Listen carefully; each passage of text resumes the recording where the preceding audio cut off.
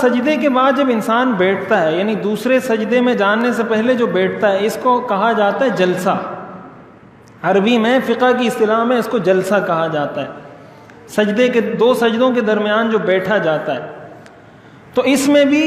اطمینان سے بیٹھنا یہ ضروری ہے، کم از کم ایک تسبیح کی مقدار بیٹھنا یہ لازم ہے۔ اگر کوئی اٹھا اور پورے طریقے سے اپنی کمر سیدھی نہیں کی تھی اور سجدے میں چلا گیا، اس کا سجدہ نہیں ہوگا، دوسرا تو کیا پہلا سجدہ بھی نہیں ہوگا، اس لیے کہ بعض ائمہ نے یہ بات لکھی ہے کہ انسان کا سجدہ اس وقت مکمل ہوتا ہے جب وہ اپنی کمر سیدھی کر لیتا ہے، یعنی وہ سجدے میں گیا، سجدے میں جانے سے اس کا سجدہ مکمل نہیں ہوگا، جب وہ سجدے سے کمر اٹھائے گا، سیدھا ہو جائے گا، تب اس کا سجدہ مکمل ہوگا۔ پھر جب جائے گا، پھر دوبارہ سجدے سے کمر اٹھائے گا، سیدھا ہو جائے گا، تب اس کا دوسرا سجدہ مکمل ہوگا۔ تو اس کے اندر ہمارے لوگ بہت کوتاہی کرتے ہیں، اور عورتیں خواتین اس معاملے میں بہت کوتاہی کرتی ہیں، سجدے سے اٹھی نہیں ہوتی کہ فوراً دوسرے سجدے میں چلی جاتی ہیں، اس طریقے سے سجدہ نہیں ہوگا، جب سجدہ نہیں ہوگا تو نماز بھی نہیں ہوگی، ایسی نماز کا دوبارہ پڑھنا لازم ہے۔ جلسے میں یعنی دو سجدوں کے درمیان احادیث میں کچھ مسنون دعائیں وارد ہوئی ہیں،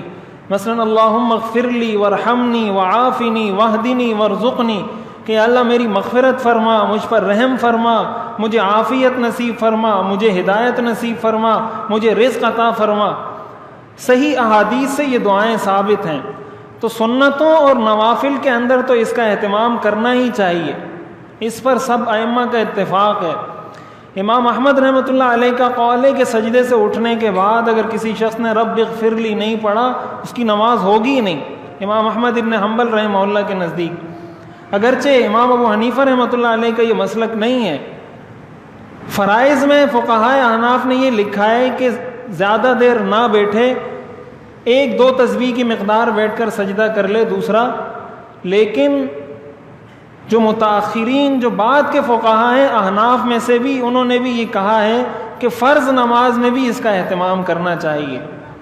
علامہ انور شاہ کشمیری رحمۃ اللہ علیہ نے فیض الباری کے اندر یہ بات لکھی ہے،